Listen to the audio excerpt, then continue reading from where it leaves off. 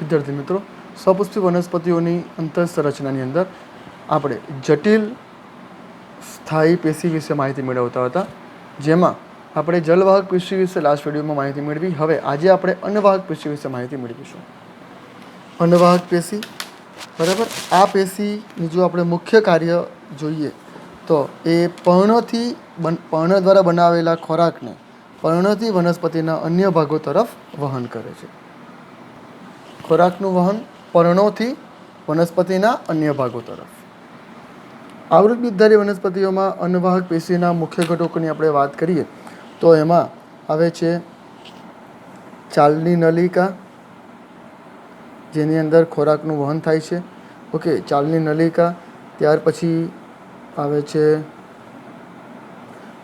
ચાલની પટ્ટિકા અથવા ચાલની છિદ્ર,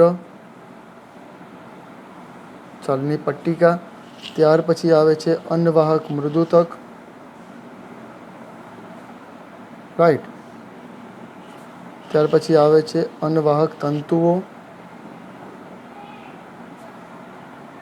અન્નવાહક તંતુઓ, બરાબર. અને મુખ્ય એક છે સાથી કોષો. આવા ઘટકો દ્વારા અન્નવાહક પેશીની રચના થાય છે. એક મહત્વના મુદ્દાની આપણે વાત કરીએ તો અનાવૃત બીજધારી વનસ્પતિ જે હોય, અનાવૃત બીજધારી વનસ્પતિ, તો આ અનાવૃત બીજધારી વનસ્પતિમાં ચાલની નલિકાઓ અને સાથી કોષો જોવા મળતા નથી. ઓકે, ચાલની નલિકાઓ અને સાથી કોષોનો અભાવ. ઓકે, તો શું હોય એની જગ્યાએ? તો આ અનાવૃત બીજધારી વનસ્પતિની અંદર એઓ સાથી કોષો અને ચાલની નલિકા જોવા નથી મળતી, તો એની જગ્યાએ એમને આલ્બ્યુમિન યુક્ત, યાદ રાખજો, આલ્બ્યુમિન યુક્ત કોષો અને ચાલની કોષો, આવા બે કોષો એ ધરાવતા હોય છે, જે ખોરાકના વહનની પ્રક્રિયા સાથે સંકળાયેલા હોય છે, ધરાવે. ઓકે, આનો અભાવ તો આ બે કોષો એવો ધરાવતા હોય છે.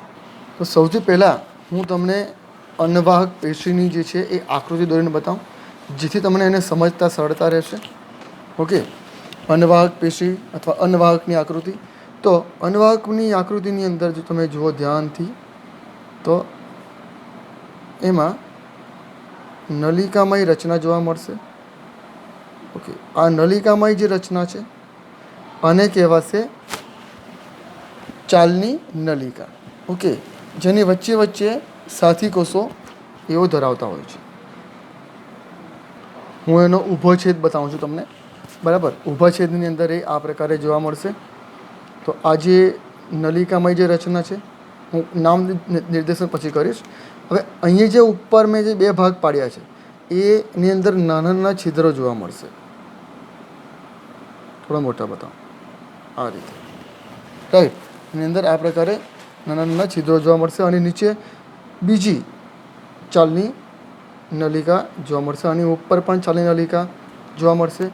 એની વચ્ચે કેટલાક કોષો આવેલા હોય છે આ પ્રકારે, રાઈટ. ફરીથી અહીંયા બીજી હું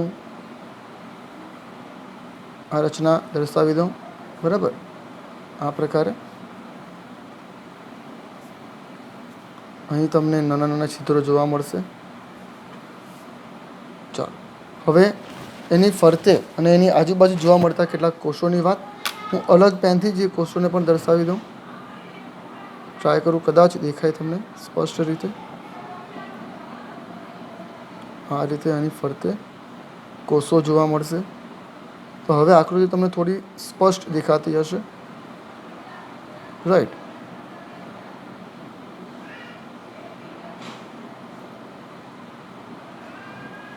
ચાલો, તો સાથે સાથે નામ નિર્દેશન પણ હું કરતો જાઉં, એટલે તમને જેથી તમને સમજ પડતા જાય. આ છે ચાલની પટ્ટિકા અથવા ચાલની છિદ્ર.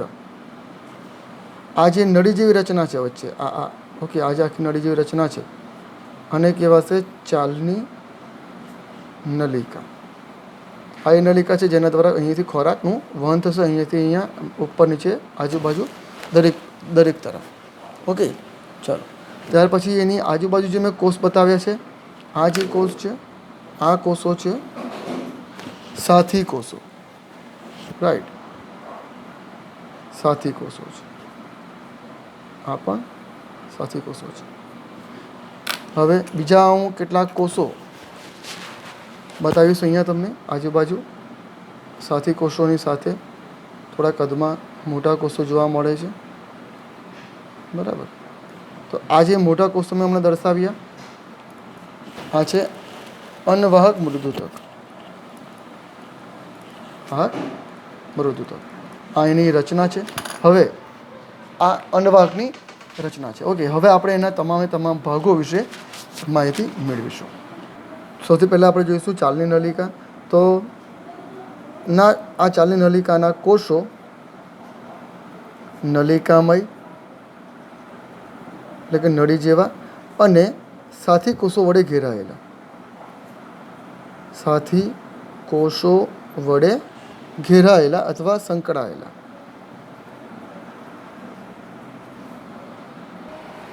તેમના છેડે આ નલિકા છે તો તેમના છેડે ચારણી જેવી રચના.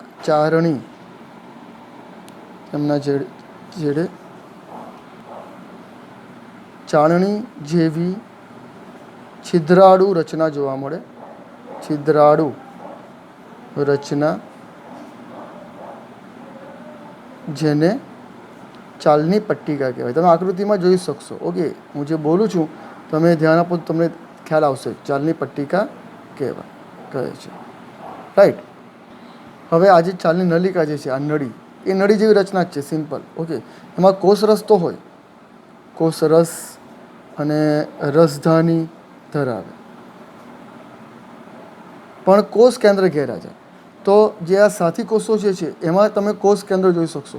તો સાથી કોષો આ ચાલની નલિકાના નું જે કાર્ય છે એના પર નિયંત્રણ રાખતા હોય છે.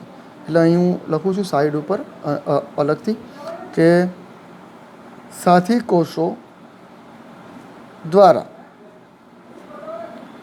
ચાલની નલિકાના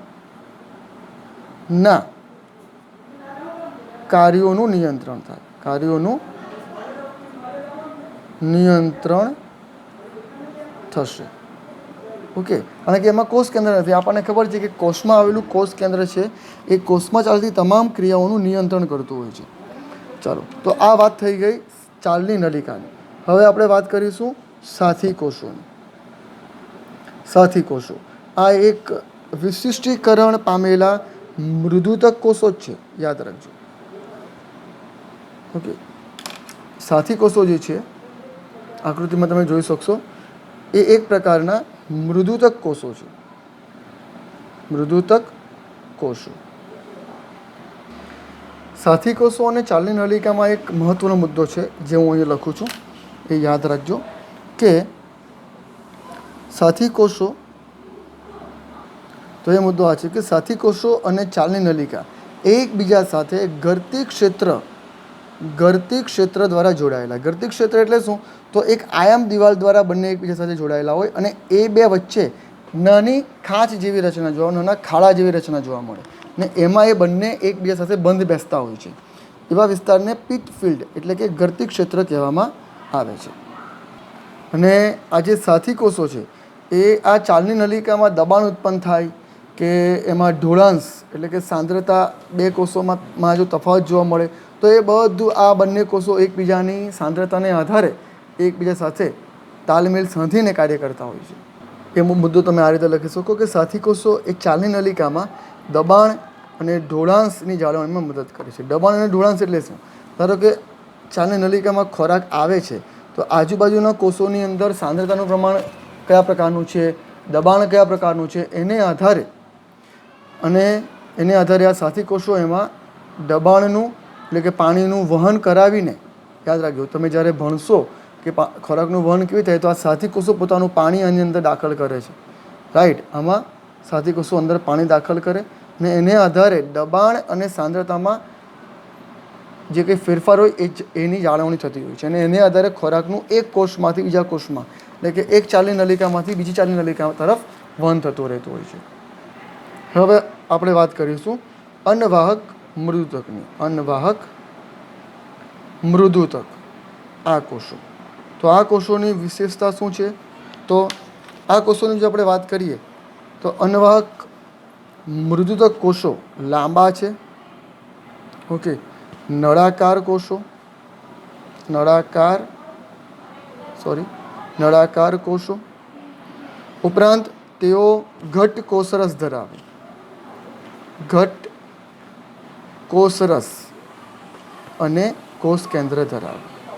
કોષ કેન્દ્ર પણ ધરાવે છે. ઓકે, સાથી કોષોની જેમ કોષ કેન્દ્રો ધરાવે. આમાં ચાલની નલિકામાં કોષ કેન્દ્ર હોતું નથી, એ તમે તમને આગળ વાત કરી ગઈ, બરાબર.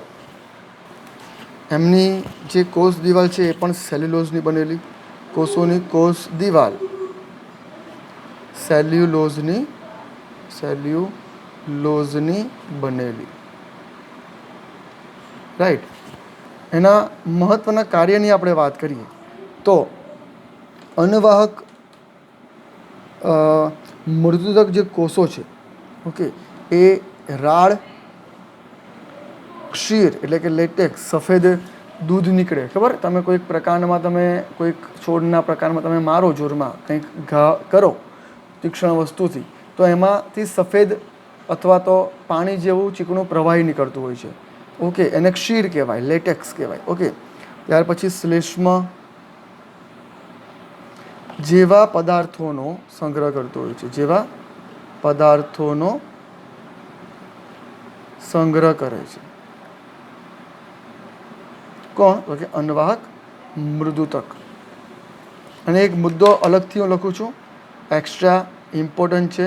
ઓકે, કે અન્નવાહક મૃદુતક જે છે એ એકદળી વનસ્પતિઓમાં ગેરહાજર. યાદ રાખજો, અન્નવાહક મૃદુતક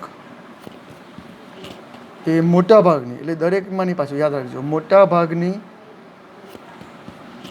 એકદળી વનસ્પતિઓમાં ગેરહાજર, જોવા મળતું નથી. ઓકે, તો આ મુદ્દો થઈ ગયો અન્નવાહક મૃદુતક વિશે. હવે પછીનો મુદ્દો છે અન્નવાહક તંતુઓ વિશે. અન્નવાહક તંતુઓ.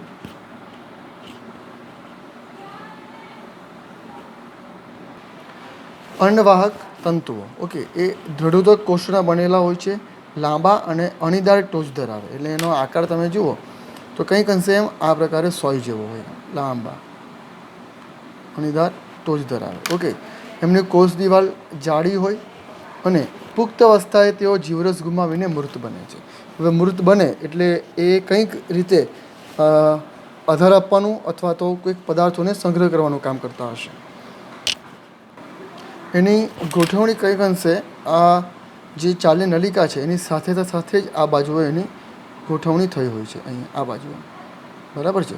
આ બાજુએ તમે જુઓ તો અહીં આ પ્રકારે અન્નવાહક તંતુઓ તમને જોવા મળશે. ઓકે, હવે કેટલાક ઉદાહરણની આપણે વાત કરીએ તો કેટલીક વનસ્પતિ એવી છે કે જેના અન્નવાહક તંતુઓ વપરાય છે, ઉપયોગમાં લેવાય છે, જેમ કે શણ, અળસી, ભાંગ. ઓકે, આ વનસ્પતિના અન્નવાહક તંતુઓ ઉપયોગમાં લેવાય છે. અન્નવાહક તંતુ ઉપયોગી છે, રાઈટ. હવે એક અંતિમ મુદ્દો છે કે અહીં અન્નવાહક તંતુઓ સમાપ્ત થાય છે, પણ અન્નવાહકની જો આપણે વાત કરીએ તો હું અલગથી એ વસ્તુ અહીં વર્ણવું છું કે પ્રથમ જે અન્નવાહક પેશી નિર્માણ પામે, ઓકે, જેને પ્રાથમિક અન્નવાહક કહેવાય, તો એ પ્રાથમિક અન્નવાહક જે હોય એ પ્રાથમિક અન્નવાહક સાંકડી અને ફક્ત ચાલી નલિકાઓની બનેલી હોય છે. ઓકે, જેને આદિ અન્નવાહક તરીકે ઓળખવામાં આવે છે. આદિ અન્નવાહક તરીકે ઓળખવામાં આવે છે. યાદ રાખજો, પ્રાથમિક અન્નવાહક કે જે ફક્ત ચાલની નલિકાઓની બનેલી હોય છે, જેને આદિ અન્નવાહક અથવા આદિ રસ વાહિની તરીકે પણ એને ઓળખવામાં આવે છે, યાદ રાખજો. અને ત્યાર પછીથી જે નિર્માણ પામે છે, ઓકે, પછીની જે પ્રાથમિક અન્નવાહક એટલે પછીથી પામતી, પછી આ પહેલાં નિર્માણ પામે, પહેલાં નિર્માણ પામતી પ્રાથમિક અન્નવાહક, અને પછી જે અન્નવાહક નિર્માણ પામે છે, પછીથી જે પ્રાથમિક અન્નવાહક નિર્માણ પામે છે, જેને અનુઅન્નવાહક તરીકે ઓળખવામાં આવે છે. અન્નવાહક અથવા અનુરસ વાહિની તરીકે ઓળખવામાં આવે છે. આ બે મુદ્દાઓ ખાસ યાદ રાખજો. તો અહીં આપણી વનસ્પતિની જે જટિલ પેશી છે, અન્નવાહક પેશી, એ પણ સંપૂર્ણ થાય છે. એટલે આપણે જે પહેલા દિવસે જે ચાર્ટ જોયો હતો, એ ચાર્ટ અહીં કમ્પ્લીટ થાય છે. ઓકે, ત્યાર પછીના જે કંઈ પણ જરૂરી મુદ્દાઓ છે પ્રકરણમાં, એ આપણે પછીથી જોઈશું. Thank you.